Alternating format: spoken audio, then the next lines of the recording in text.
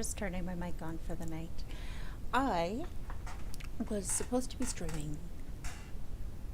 Mom.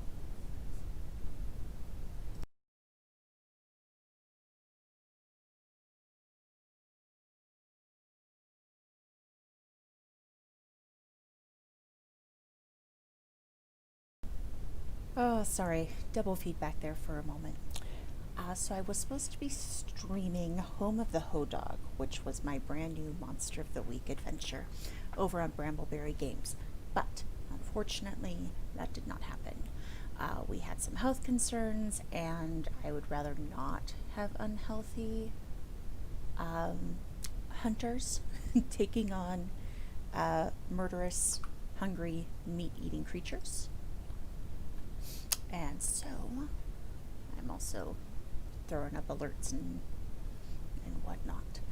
So, yeah, I know. Fun times.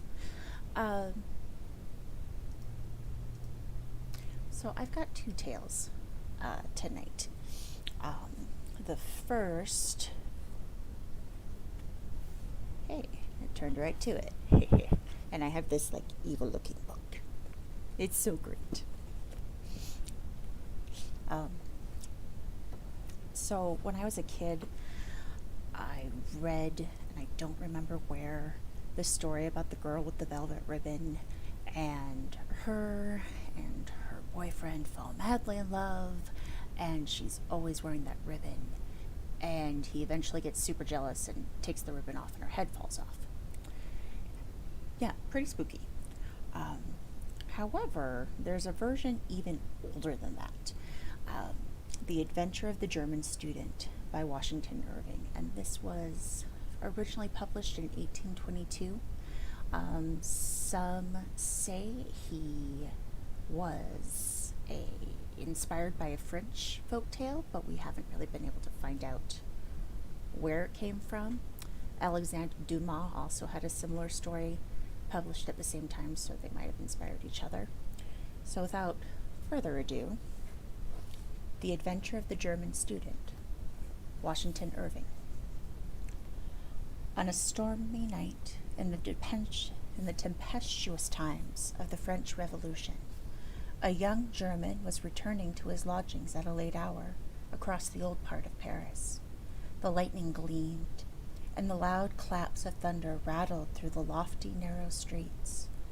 But I should first tell you something about this young German. Gottfried Wolfgang was a young man of good family. He had studied for some time at Göttingen, but being a visionary and enthusiastic character, he had wandered into the wild and speculative doctrines which have so often bewildered German students. His secluded life, his intense application, and the singular nature of his studies had an effect on both body and mind. His health was impaired, his imagination diseased. He had been indulging in fanciful speculations on spiritual essences until, like Swedenborg, he had an ideal world of his own around him. He took up a notion, I do not know from what cause, that there was an evil influence hanging over him, an evil genius or spirit seeking to ensnare him and ensure his perdition. Such an idea, working on his melancholy temperament, produced the most gloomy effects. He became haggard and desponding. His friends discovered the mental malady preying upon him, and determined the best cure was a change of scene. He was sent, therefore, to finish his studies amidst the splendors and gaieties of Paris. Wolfgang arrived at Paris at the breaking of the Revolution. The popular delirium at first caught his enthusiastic mind, and he was captivated by the political and philosophical theories of the day. But the scenes of blood which followed shocked his sensitive nature, disgusted him with society and the world, and made him more than ever a recluse. He shut himself up in a solitary apartment in the Pays Latin, the quarter of students. There, in a gloomy street not far from the monastic walls of the Sorbonne, He pursued his favorite speculations. Sometimes he spent hours together in the great libraries of Paris, those catacombs of departed authors, rummaging among their hoards of dusty and obsolete works in quest of food for his unhealthy appetite. He was in a manner a literary ghoul, feeding in the charnel house of decayed literature. Wolfgang, though, solitary and recluse, was of an ardent temperament, but for a time it operated merely upon his imagination. He was too shy and ignorant of the world to make any advances to the fair, but he was a passionate admirer of female beauty, and in his lonely chamber would often lose himself in reveries on form and faces which he had seen, and his fancy would deck out images of loveliness far surpassing the reality. While his mind was in this excited and sublimated state, a dream produced an extraordinary effect upon him. It was a female face of transcendent beauty. So strong was the impression made that he dreamt of it again and again. It haunted his thoughts by day, his slumbers by night. In fine, he became passionately enamored of the shadow of a dream. This lasted so long that it became one of those fixed ideas which haunt the minds of melancholy men, and are at times mistaken for madness. I mentioned. He was returning home late one stormy night through some of the old and gloomy streets of the Marais, the ancient part of Paris. The loud clap of thunder rattled among the high houses of the narrow streets. He came to the place des Grèves, the square where public executions are performed. The lightning quivered above the pinnacles of the ancient Hôtel de Ville, and shed flickering gleams over the open space in front. As Wolfgang was crossing the square, he shrank back with horror at finding himself close by the guillotine. It was the height of the reign of terror, when this dreadful instrument of death stood ever ready, and its scaffold was continually running with the blood of the virtuous and the brave. It had that very day been actively employed in the work of carnage, and there it stood in grim array, amidst a silent and sleeping city, waiting for fresh victims. Wolfgang's heart sickened within him, and he was turning, shuddering from the horrible engine, when he beheld a shadowy form, cowering, as it were, at the foot of the steps which led up to the scaffold. A succession of vivid flashes of lightning revealed it more distinctly. It was a female figure, dressed in black. She was seated on one of the lower steps of the scaffold, leaning forward, her face hid in her lap, and her long, disheveled tresses hanging on the ground, streaming with the rain which fell in torrents. Wolfgang paused. There was something awful in this solitary monument of woe. The female had the appearance of being above the common order. He knew the times to be full of vicissitude, and that many a fair head, which had once been pillowed on down, now wandered houseless. Perhaps this was some poor mourner whom the dreadful axe had rendered desolate, and who sat here, heart-broken, on the strand of existence, from which all that was dear to her had been launched into eternity.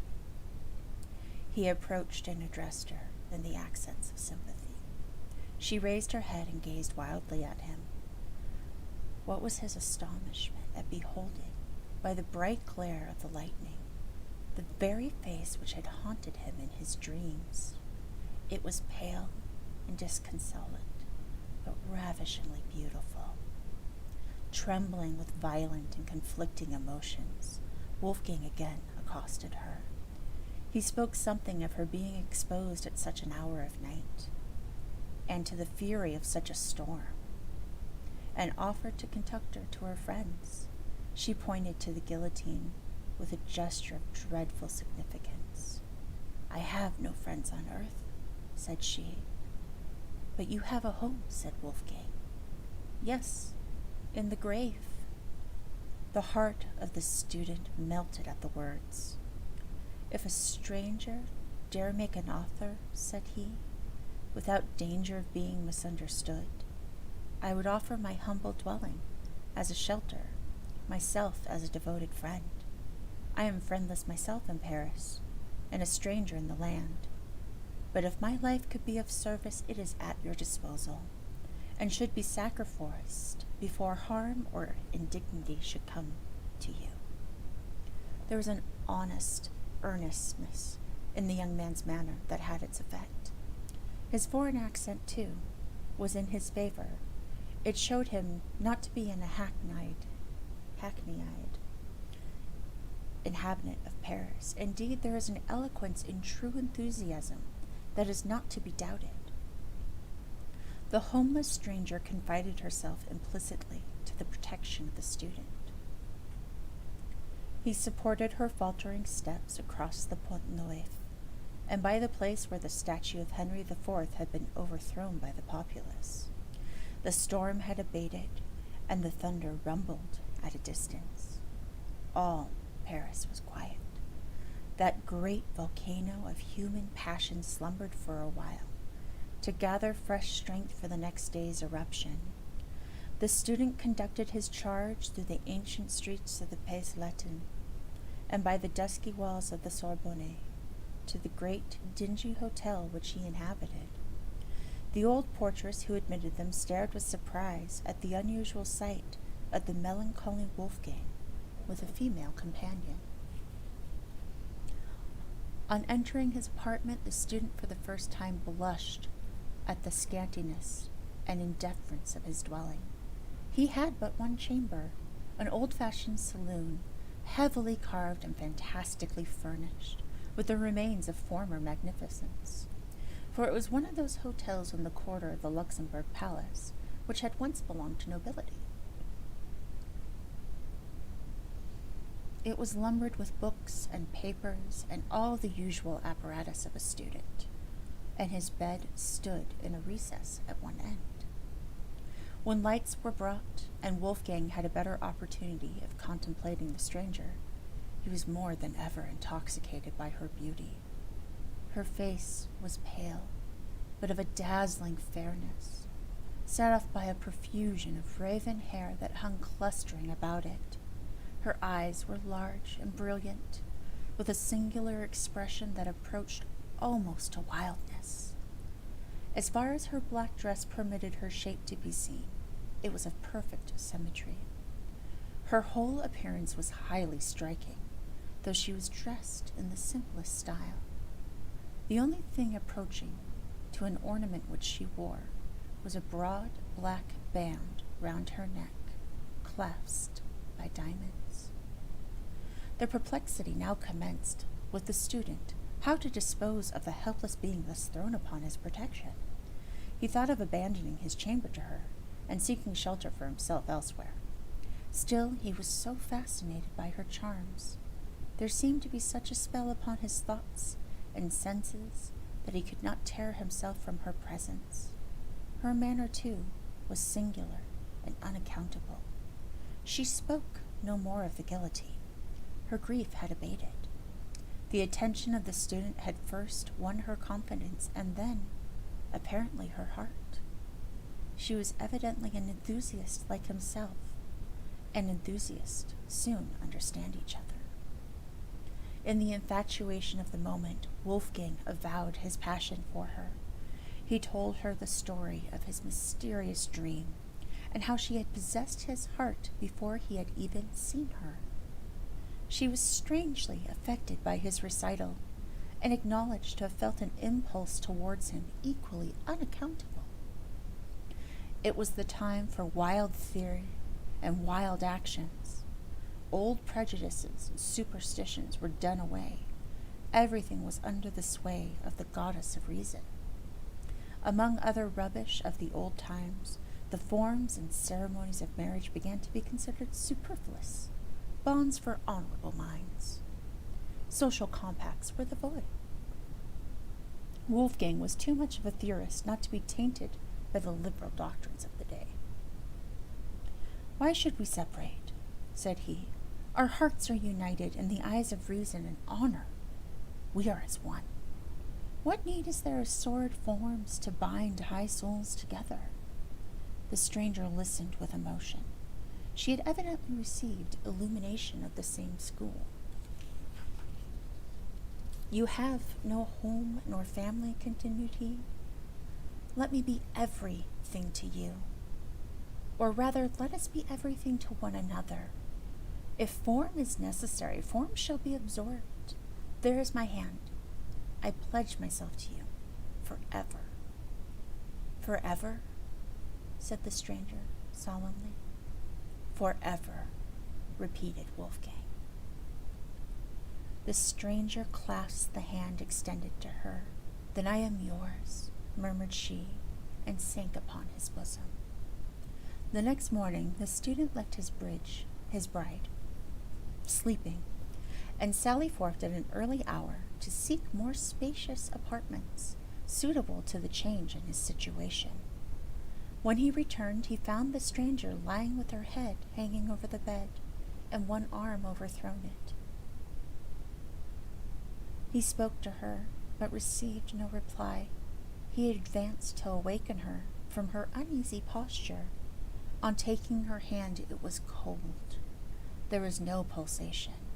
Her face was pallid and ghastly. In a word, she was a corpse. Horrified and frantic, he alarmed the house. A scene of confusion ensued. The police was summoned. As the officer of police entered the room, he started back on beholding the corpse. "Great heaven!" cried he. "How did this woman come here?" "Do you know anything about her?" said Wolfgang eagerly. "Do I?" exclaimed the officer. "She was guillotined yesterday."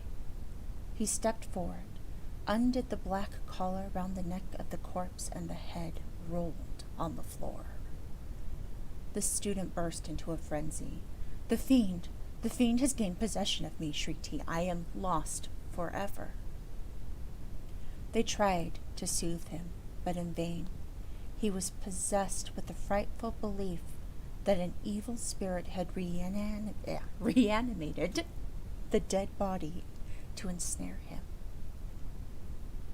He went distracted and died in a madhouse.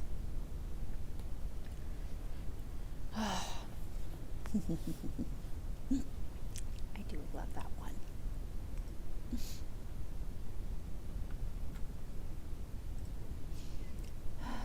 So, not monster of the week, but I do love a good penny dreadful. I had considered reading Frankenstein because I really, really love that movie. Not movie, good grief. I mean, it is a movie, but the original story. But then I looked at how long it was, and I was like, maybe we'll stick to shorter ones and work my way up to longer pieces. Or if this is a thing that folks want to listen to, I will do parts of readings. So, there was a point where Egypt was all the rage. Everybody wanted to explore, everybody wanted to go and, well, let's be honest, raid the tombs of Egyptian pharaohs. I don't necessarily condone this behavior. Kind of like, how people treat their dead tends to be a thing. I don't think I've come across a culture that's just like, they're dead. What to do? Let's desecrate the bodies. If you do know of one, please tell me, because that would be fascinating. And thank you for the cheers, Blind Ronin, and for the follow. Hey, Real Life Unicorn, thanks. I needed something spooky, because I'm reading spooky stories tonight. So this next one is by Louisa May Alcott. Now that name probably sounds familiar. Um, I gotta make sure I say the right thing because, um, so she's best known for Little Women. Um, Thank you for stopping by and saying hi. Hmm, you'll have to let me know if that's any good. But she wrote short sensational thrillers. So basically, Penny Dreadfuls. So there was this point where it was all about Egypt. And this is actually kind of one of the original don't mess with the dead stories. Um, so in other words, the uh, the hero probably goes crazy in this one. I know, shocking, right?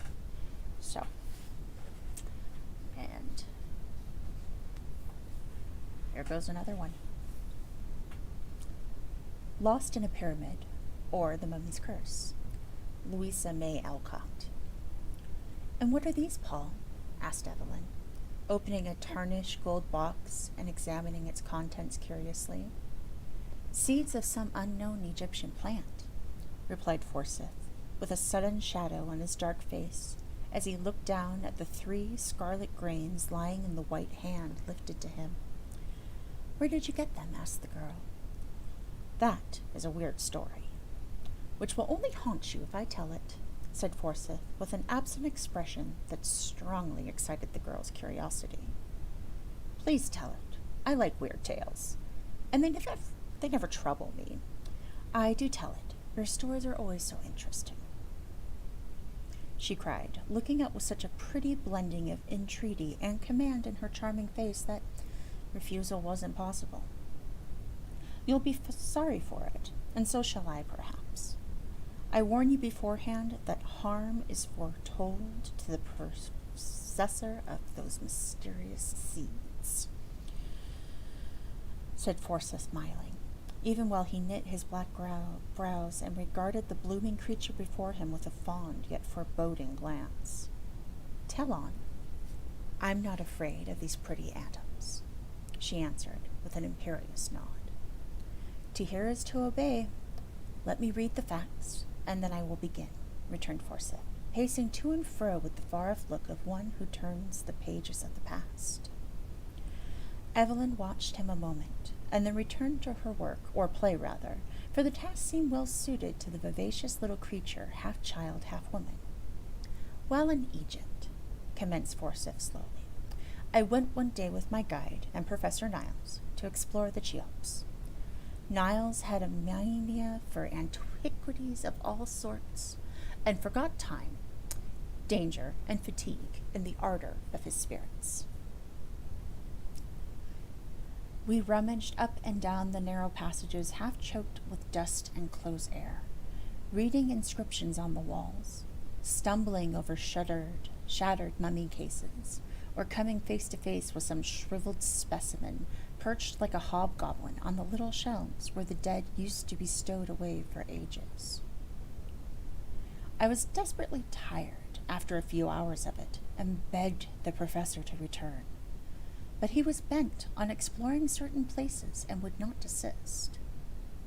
We had but one guide, so I was forced to stay, but Jamal, my man, seeing how weary I was, proposed to us to rest in one of the larger passages, while he went to procure another guide for Niles.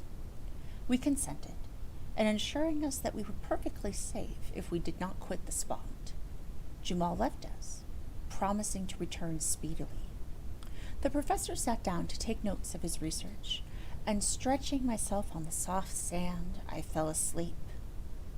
I was roused by that indescribable thrill which instinctively warns us of danger, and springing up, I found myself alone. One torch burned faintly where Jamal had struck it, but Niles and the other light were gone. A dreadful sense of loneliness oppressed me for a moment. Then I collected myself and looked well about me. A bit of paper was pinned to my hat, which lay near me, and on it, in the professor's writing, were these words. I've gone back a little to refresh my memory on certain points. Don't follow me till Jamal comes. I can find my way back to you, for I have a clue. Sleep well, and dream gloriously of the pharaohs." I laughed at first over the old enthusiast, then felt anxious and then restless, and finally resolved to follow him, for I discovered a strong cord fastened to a fallen stone, and knew that this was the clue he spoke of. Leaving a line for Jamal, I took my torch and retraced my steps. Following the cord along the winding ways, I often shouted but received no reply, and pressed on, hoping at each turn to see the old man poring over some musty relic of antiquity. Suddenly the cord ended, and lowering my torch, I saw that the footsteps had gone on. "Rash fellow, he'll lose himself to a certainty," I thought, really alarmed now. As I paused, a faint call reached me, and I answered it. Waited, shouted again, and a still fainter echo replied. Niles was evidently going on, misled by the reverberations of the low passages. No time was to be lost, and forgetting myself, I stuck my torch in the deep sand to guide me back to the clue, and ran down the straight path before me, whooping like a madman as I went. I did not mean to lose sight of the light, but in my eagerness to find Niles, I turned from the main passage and, guided by his voice, hastened on. His torch soon gladdened my eye, and the clutch of his trembling hand told me what agony he had suffered. "Let us get out of this horrible place at once," he said, wiping the great drops off his forehead. "Come, we're not far from the clue. I can soon reach it, and then we are safe." But as I spoke, a chill passed over me, for a perfect labyrinth of narrow paths lay before us. Trying to guide myself by such landmarks as I had observed in my hasty passage, I followed the tracks in the sand till I fancied we must be near my light. No glimmer appeared, however, and kneeling down to examine the footprints nearer, I discovered to my dismay that I had been following the wrong ones, for among those marked by a deep boot hill were prints of bare feet.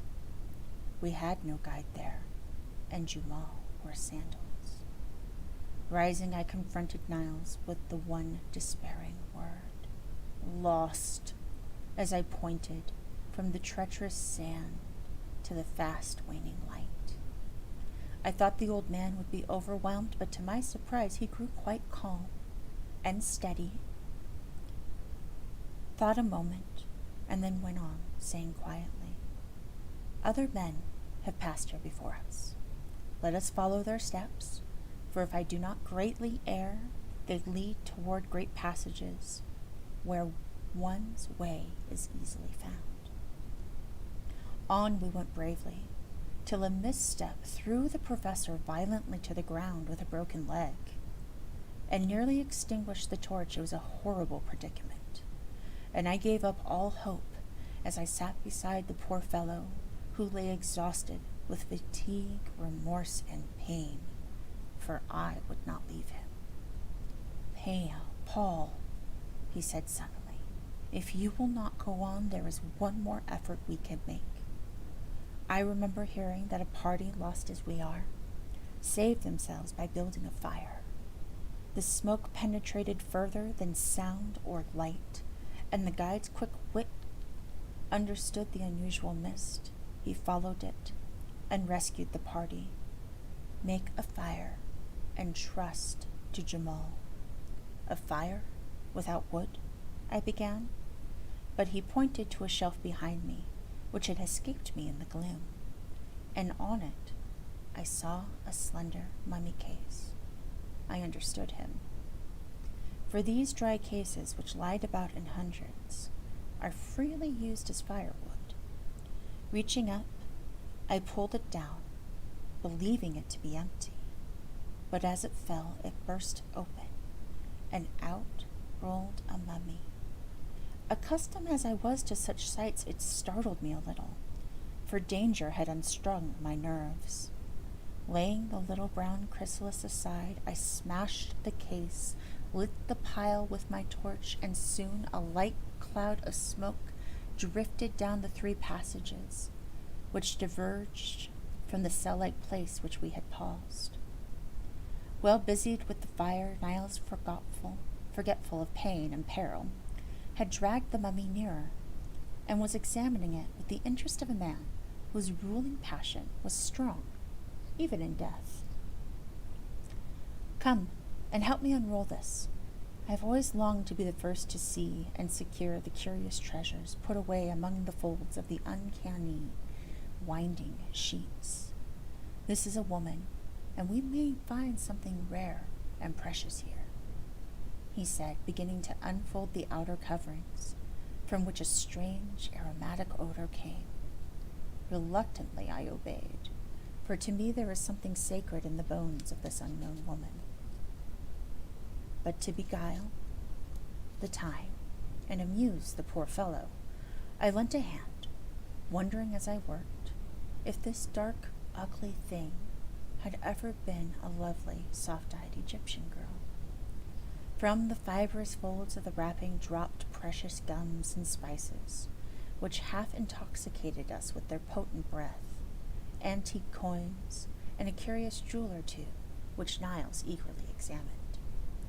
All the bandages but one were cut off at last, and a small head laid bare, round which still hung great plaits of what had once been luxuriant hair. The shriveled hands were folded on the breast, and clasped in them lay that gold box. "Oh!"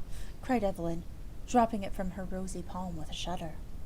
"Nay, don't reject the poor little mummy's treasure." "I never have quite forgiven myself for stealing it, or for burning her," said Forsyth, painting rapidly, as if the recollection of the experience lent energy to his hand. "Burning her? Oh, Paul, what do you mean?" asked the girl, sitting up with a face full of excitement. "I'll tell you.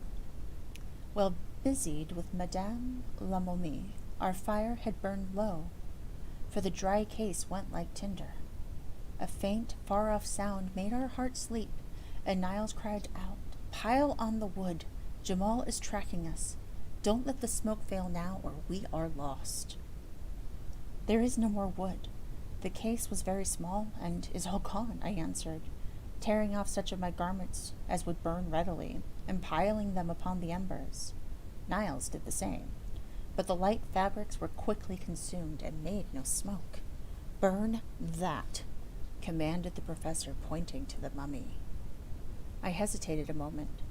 Again came the faint echo of a horn. Life was dear to me. A few dry bones might save us, and I obeyed him in silence. A dull blaze sprung up, and heavy smoke rose from the burning mummy, rolling in volumes through the low passages, and threatening to suffocate us with its fragrant mist. My brain grew dizzy, the light danced before my eyes. Strange phantoms seemed to people the air. In the act of asking Niles why he gasped and looked so pale, I lost consciousness. Evelyn drew a long breath, and put away the scented toys from her lap, as if their odor oppressed her. Forsyth's swarthy face was all aglow with the excitement of his story, and his black eyes glittered as he added with a quick laugh, "That's all. Jamal found and got us out, and we both forswore pyramids for the rest of our days." "But the box, how came you to keep it?" asked Evelyn, eyeing it askance as it lay gleaming in a streak of sunshine. "Oh, I brought it away as a souvenir, and Niles kept the other trinkets." "But you said harm was foretold to the possessor of those scarlet seeds," persisted the girl, whose fancy was excited by the tale, and who fancied all was not told. Among his spoils, Niles found a bit of parchment, which he deciphered, and this inscription said the mummy we had so ungallantly burned was that of a famous sorceress, who bequeathed her curse to whoever should disturb her rest. Of course, I do not believe that curse has anything to do with it, but it's a fact that Niles never prospered from that day. He says it's because he has never recovered from the fall and fright, and I dare say it is so. But I sometimes wonder if I am to share the curse, for I have a vein of superstition in me. And that poor little mummy haunts my dreams still. A long silence followed these words. Paul painted mechanically, and Evelyn lay regarding him with a thoughtful face. But gloomy fancies were as foreign to her nature as shadows are to noonday, and presently she laughed a cheery laugh, saying as she took up the box again, "Why don't you plant them, and see what wondrous flower they will bear?" "I doubt if they would bear anything after lying in a mummy's hand for centuries," replied Forsyth, gravely. "Let me plant them and try. You know, wheat has sprouted and grown that was taken from mummies' coffins. Why should not these pretty seeds? I should so like to watch them grow. May I, Paul?" "No, I'd rather leave that experiment untried. I have a queer feeling about the matter, and don't want to meddle myself or let anyone I love meddle with these seeds. They may be some horrible poison or possess some evil power, for the sorceress evidently valued them, since she clutched them fast even in her tomb. Now you are foolishly superstitious, and I laugh at you. Be generous. Give me one seed, just to learn if it will grow. See, I'll pay for it." Evelyn, who now stood beside him, dropped a kiss on his forehead as she made her request, with the most engaging air. But Forsyth would not yield. He smiled, and returned the embrace with lover-like warmth, and then flung the seeds into the fire, and gave her back the golden box, saying tenderly, "My darling, I'll fill it with diamonds, or bonbons if you please, but I will not let you play with that witch's spells. You've enough of your own, so forget the pretty seeds, and see what a light of the harem I've made you." Evelyn frowned and smiled, and presently the lovers were out in the spring sunshine, reveling in their own happy hopes, untroubled by one foreboding fear. "I have a little surprise for you, love," said Forsyth as he greeted his cousin 3 months later on the morning of his wedding day.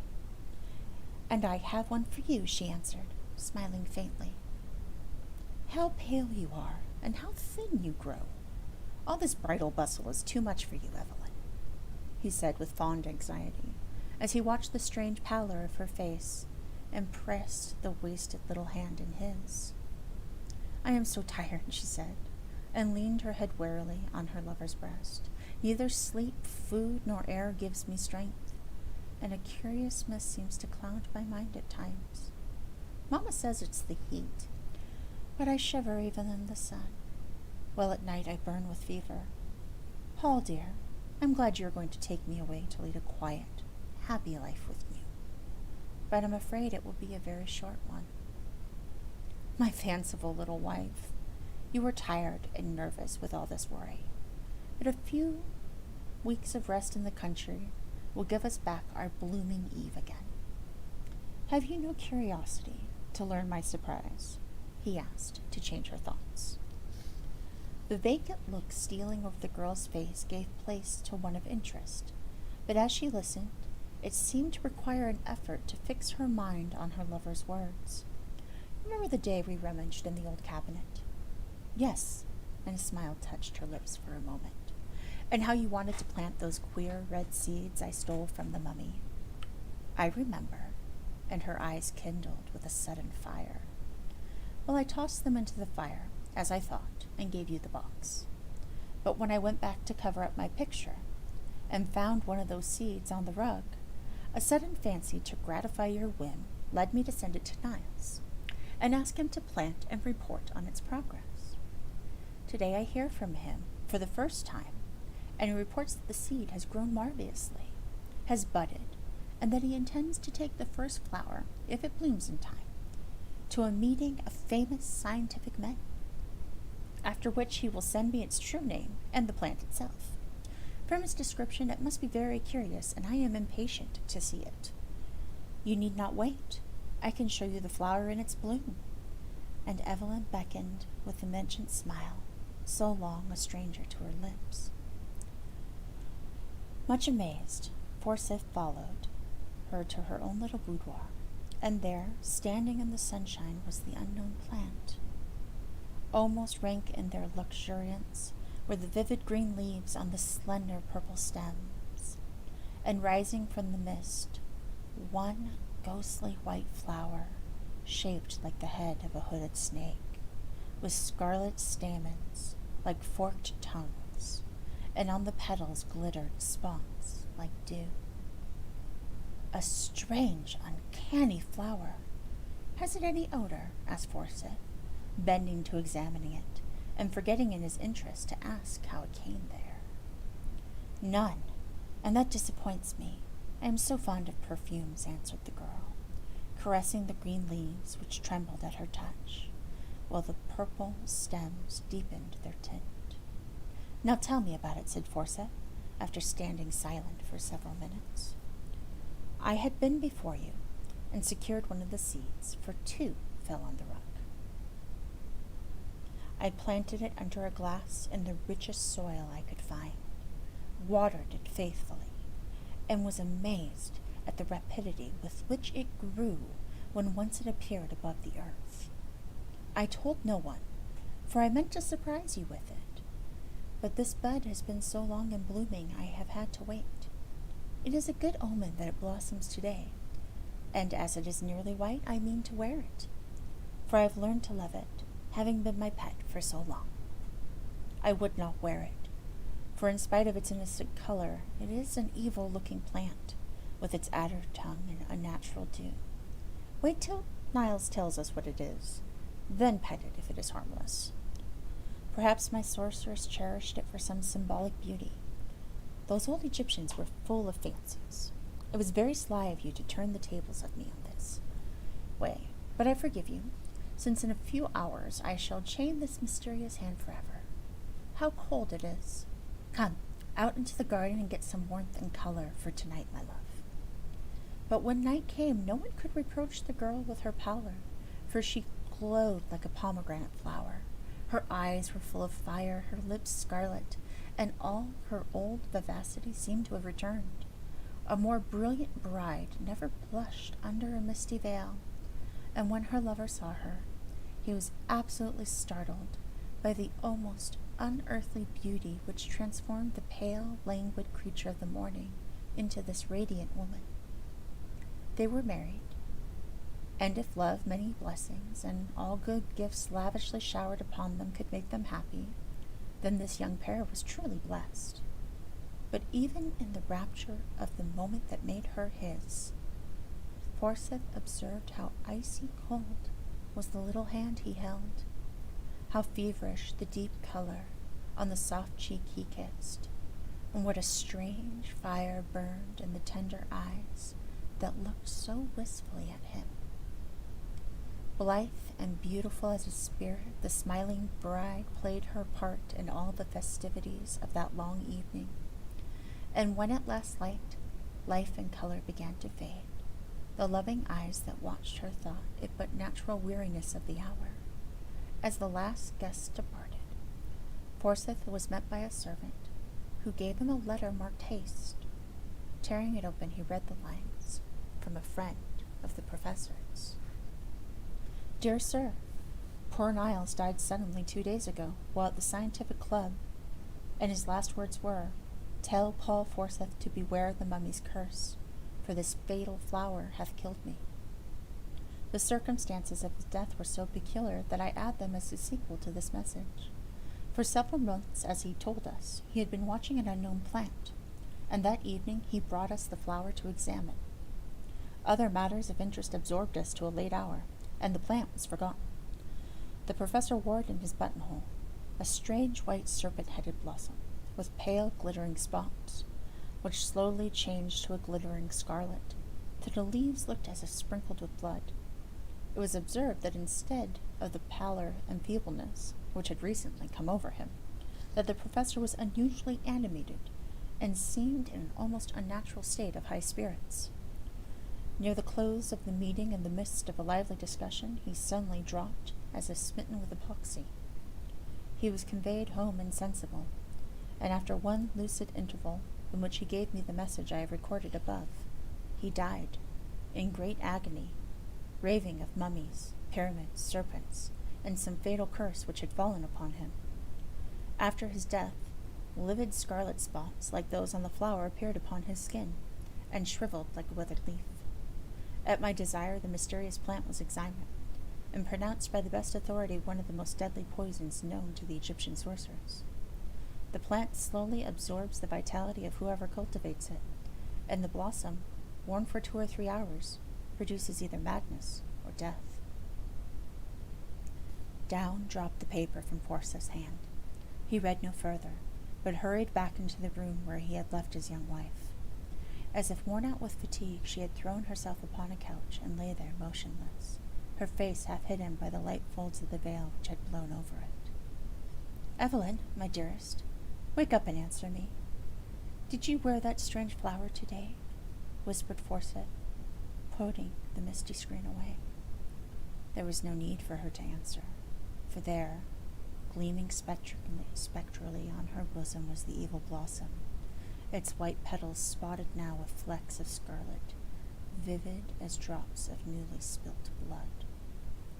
But the unhappy bridegroom scarcely saw it, for the face above it appalled him by its utter vacancy, drawn and pallid, as if with some wasting malady. The young face, so lovely an hour ago, lay before him aged and blighted by the baleful influence of the plant which had drunk up her life. No recognition in the eyes, no word upon the lips, no motion of the hand, only the faint breath, the fluttering pulse, and wide-opened eyes betrayed that she was alive. Alas for the young wife! The superstitious fear which she had smiled had proved true. The curse that had bided its time for ages was fulfilled at last, and at her own hand wrecked her happiness forever. Death in life was her doom, and for years Forsyth secluded himself to tend with pathetic devotion the pale ghost who never, by word or look, could thank him for the love that outlived even such a fate as this.